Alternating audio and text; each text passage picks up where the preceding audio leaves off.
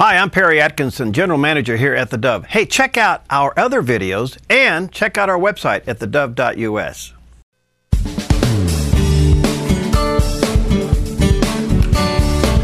Welcome back, and delighted to have back in the studio with us today Diane Kostmatka and also Chaplain Fred Crewe, the co-host of the Choosing Options, Honoring Options, coho, not a fish, it's a program.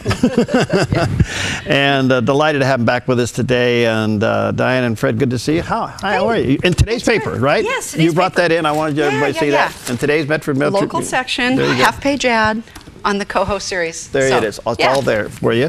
What's this year's series? What are you doing? So this is our 5th year, and people have said, well, I went to that one time, so I don't need to go again, do I? And it's like, man, we're talking the same subject, which is just, choosing people's options for what would you want. If you had a serious or advancing illness, what kind of things would you want if the doctor confronted you for mom or your wife or grandparents? Do they want a tube feed? Would they want to be intubated or go into ICU and have the intubation and resuscitation? And what kind of choices would you want? For us, I mean, sitting here walking around Safeway, it's like, you drop, you get in. But someone with advancing disease, that's the real crux of the matter, where these decisions are facing all of us. You hear of strange stories where someone has a massive stroke or an aneurysm, and it's like, oh no, that's awful. So kind of having the discussion, having that conversation before that time comes. You deal with it every day. I deal with it at certain levels, but I got to tell you, people are just not prepared, and these are series you need to go to. That's all I can say. It's so important. Fred, good to see you again. You deal with this a lot. What are some of the biggest issues people struggle with at the end of life? Without question, not everybody at the end of life struggles with issues, but the ones that do, when there's an issue, it's this loss of meaning, this loss of autonomy. I'm stuck in a bed, I can't do anything. And I think it goes to a deep question in our culture. I think in our culture, basically, we have value and worth if we can consume and if we can produce.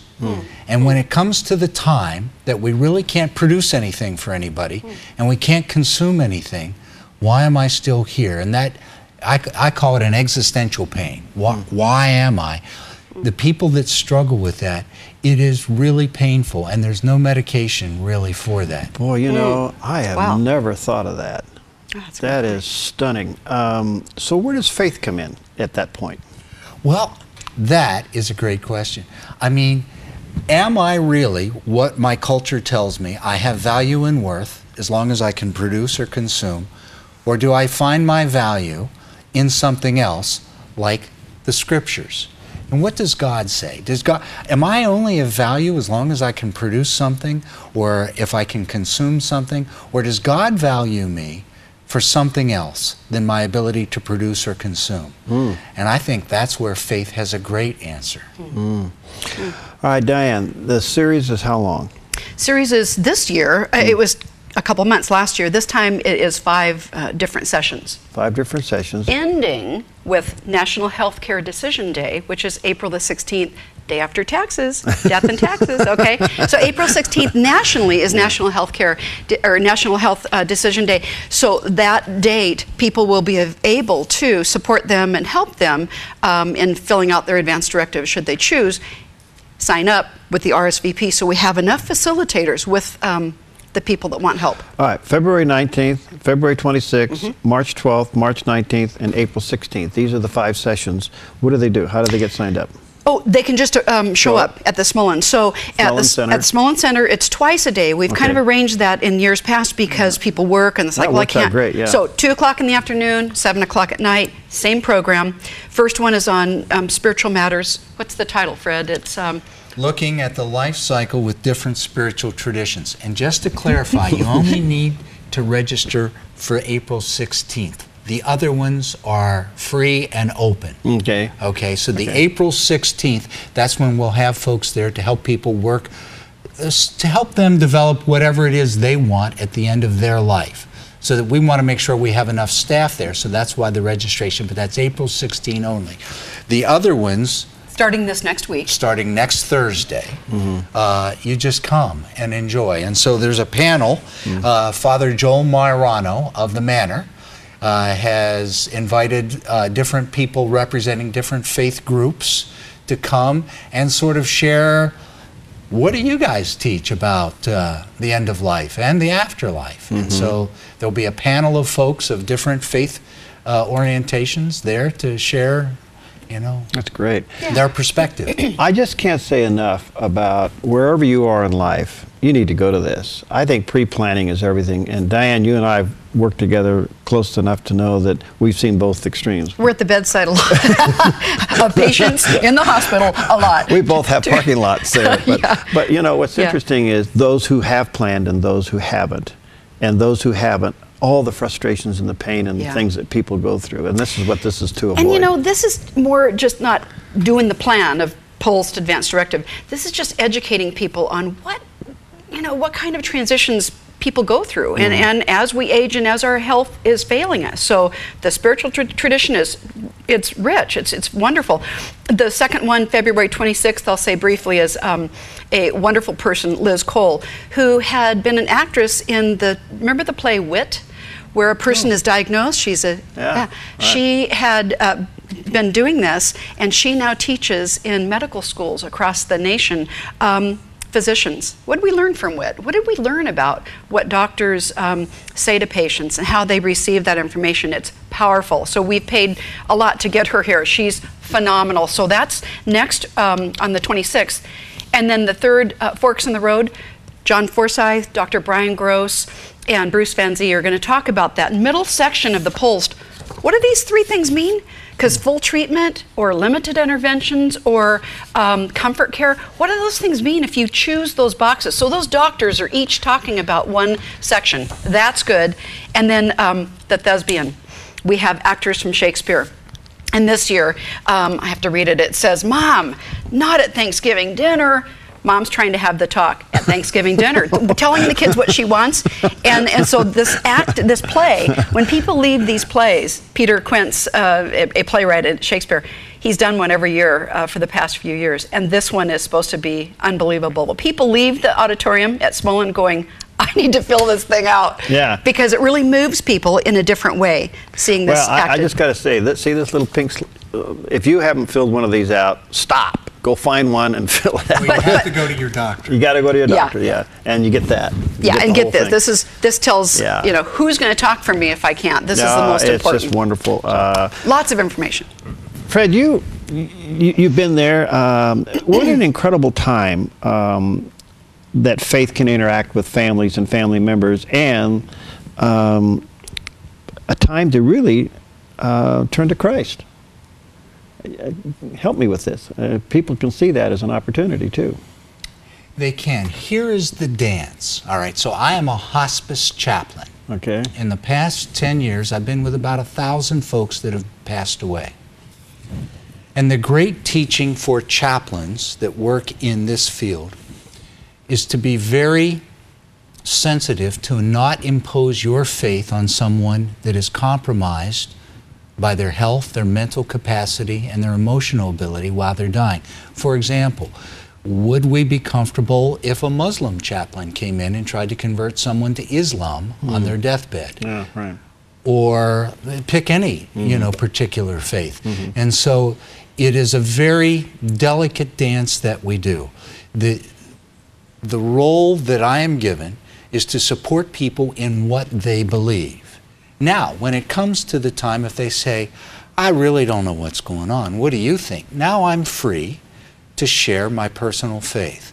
But unless I'm invited in, and that really is, it's a way of honoring where the person's at, but also not to exploit someone at the end of their life, which no one would want, And so it's a really delicate thing.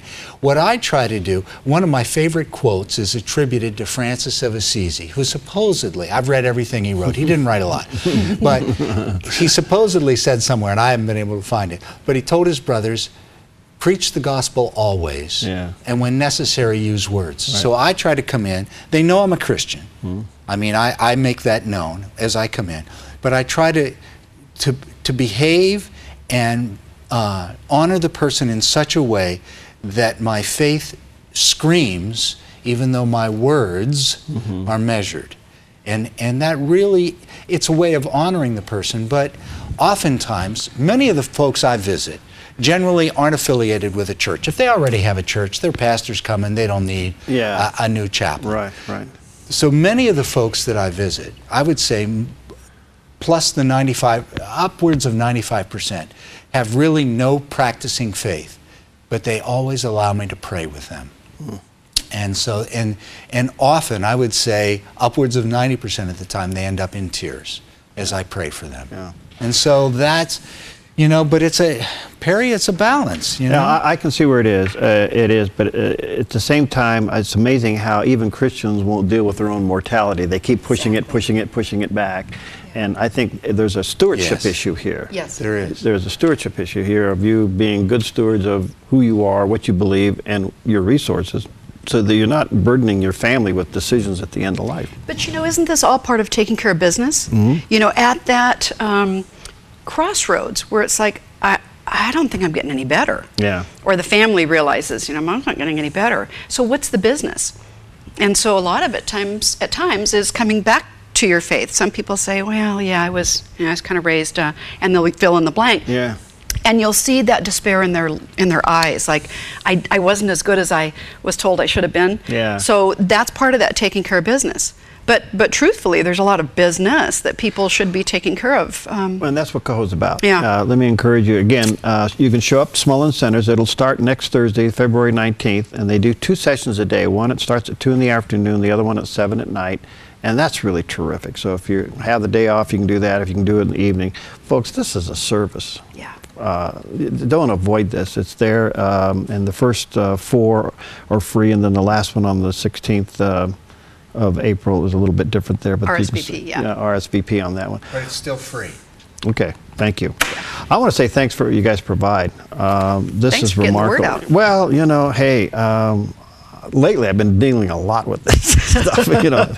I guess at the age I'm at, and friends and family and everything else, but it's amazing. What a difference of people who have faith, those who don't, but what a difference of those who are prepared and those who have not. Right. And I think that's what we need to do. So, Fred, thank you for what you do. Listen, I want to say thank you. I think it was brilliant on the day before Valentine's Day that you invited Beauty and the Beast. That's really good. Well, listen, before I let you go, Beast, I want to come back to that one little thought you had. I've never thought about that. What do you say to a person who can't give or take? Oh. Look, that's not a soundbite. That is a show? That is a show. I mean, I really work to develop a rapport with someone, and then I question. And see, this is sort of a, where have you found meaning? You know, are you just what you can produce and consume? But is there's more to you than this? And so one of the things I greatly try to do is help folks reframe their meaning at the end of life, and how can they still, even while they can't produce something, how can they give love to their family? How can they bless their family? And that's actually the subject of the doctorate that I'm finishing this year, and that I'm working on, is trying to teach people that don't particularly have a faith background or have never been blessed, how to bless their survivors before they go, as a way to reframe meaning at the end of their life. But isn't part of it hope as well? Helping people to, you know, they're dying, they're losing their health, but where do they find meaning or hope in the midst of dying? That's a big one, because especially for Christians, Perry, you know, the faith believing, I'm going to name it and claim it. God's going to heal me. Yeah. And do that miracle, and people, you don't want to say, kind of don't think that's coming, but how do you give someone hope in the midst of dying? Wow. That's a big one. All right. Well, and that takes time. The program is called Coho, Choosing Options, Honoring Options, and again, it starts next Thursday at the Smullen Center, and for the next 5 terms there, and no charge.